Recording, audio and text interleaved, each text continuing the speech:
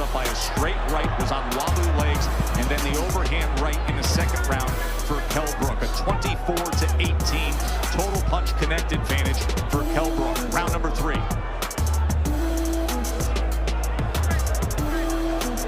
Fellas, psychologically, looks like he's in it. Brook has to come behind that left hand. I can't say it enough because he's looking for a big left hook or a big right hand, and he can allow AMIR to catch him with the shot. Kind of still dangerous, even though he's on wobbly legs. Brook has to forget that he landed that shot and go back to boxing and let the right hand land on its own. But that's all about controlling your emotions, Dre. You know that.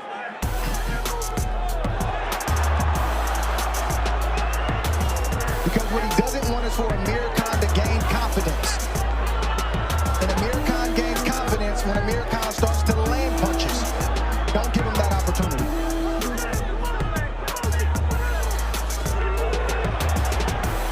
AMIR right now, he's choosing to be the counterpuncher. He's allowing Brook to make mistakes so he can make them pay.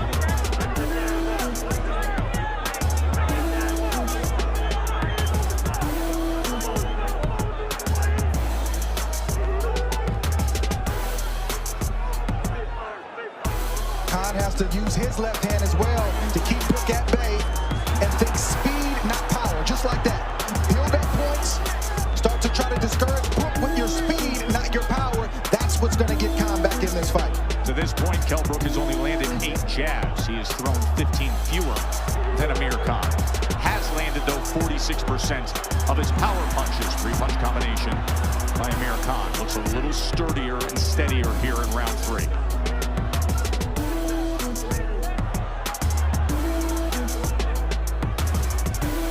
Have to be careful not to swim with that offense, Joe. Don't throw 5 and 6 and leave yourself out there. Just throw 2 or 3 and then move on, reset, and then throw 2 or 3 and try to build up points little by little. Not to be defensively compromised.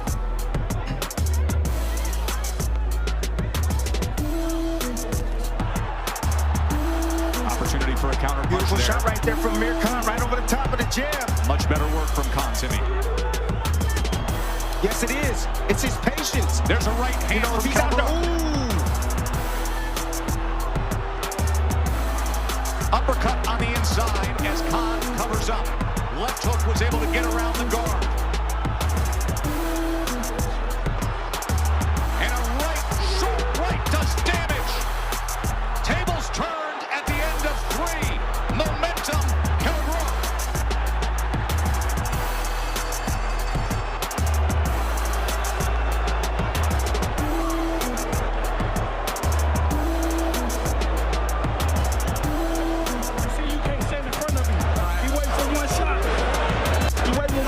And one shot only, okay? All right? You can't stand in front of him. As long as you move it and working your jab, you beat him. You beat him. You beat him to the jab. You beat him to the punch, okay? Deep breath. Khan was having his way this round. He seemingly found his range, throwing his offense at the right time. There's that left hook, starting his combination off with, and the right hand to follow.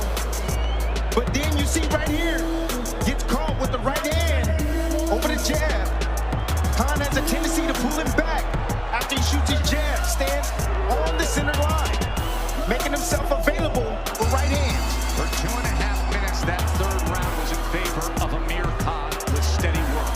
Then the power punches again of Brook, especially the right hand, and he was able to land 10 of 23 power punches in round 3, had a 12-6 connect advantage when everything was tallied up, and finished so strong in those last 30 seconds.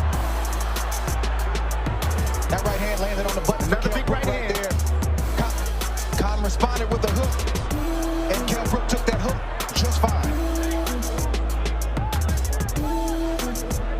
Khan seemingly took the hook, the straight right hand. He seemed to took it well this time.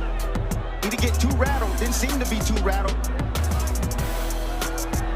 But he cannot get hit with too many of those shots. That is not a grazing shot. That is a flush shot on the chin of AMIR Khan, and he does not take those well.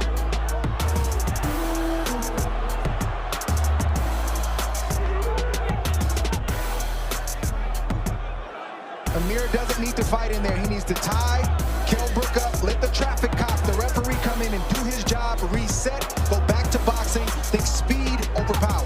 Victor Laughlin, the third man inside the ropes tonight.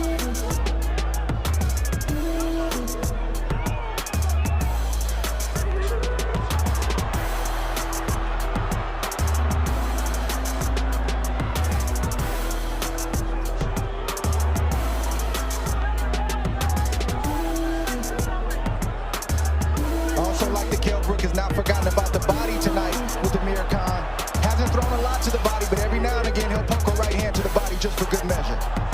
5 body connects landed according to CompuBox. Big left hook land right there for Khan. Kell Brook is stocking. He's just walking down Khan. If he was to come behind his jab like Dre alluded to earlier, he can make things a lot easier for him.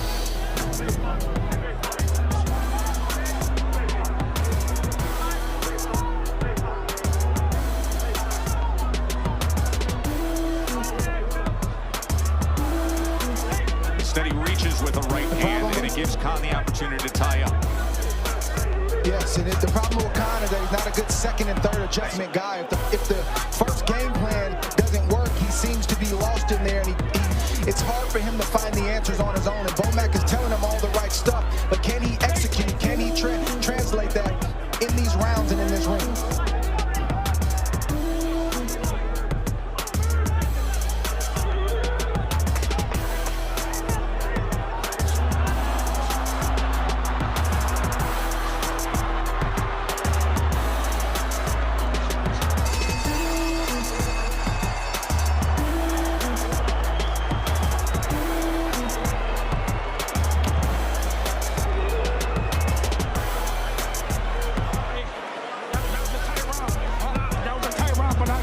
Okay?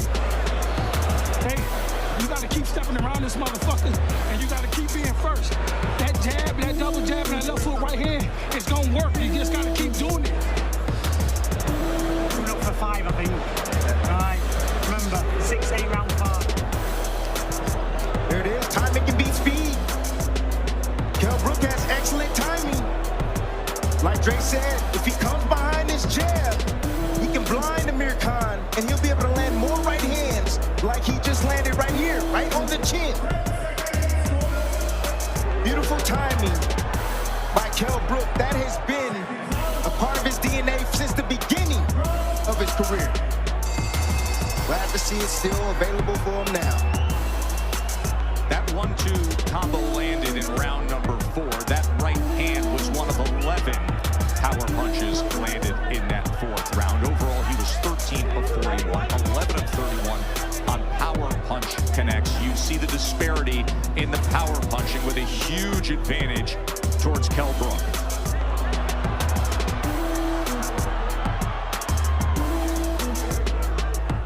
Let's take a look at Andre Ward's scorecard. 4-round sweep early on for Kell Brook.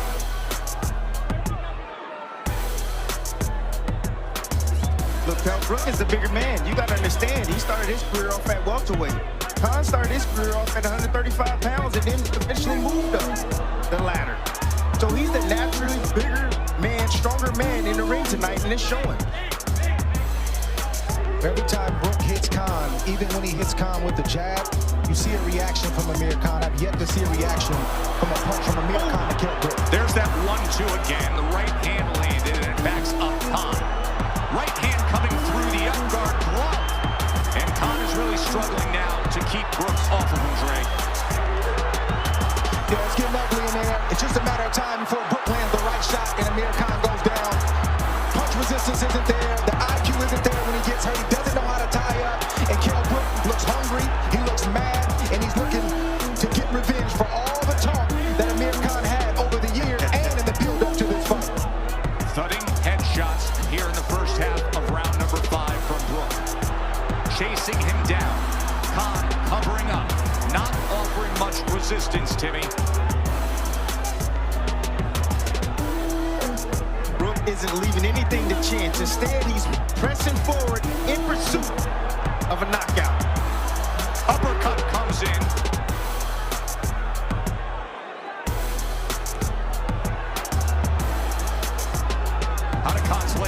Jim.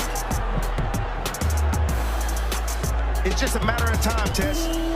If Brook was to go down to the body and weaken Khan and bring those arms down, those hands down even more, he'll be having more available chances to land something hard up top.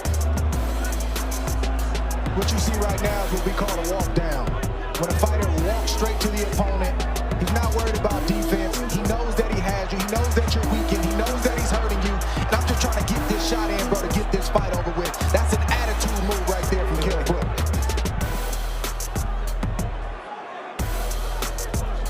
He's basically telling AMIR Khan, I don't respect you, bro.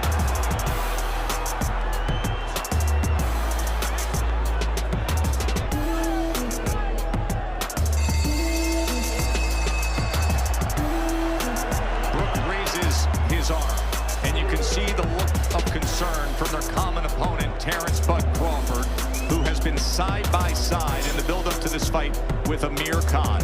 He has come to Omaha, Nebraska. He has gone to Colorado Springs to train with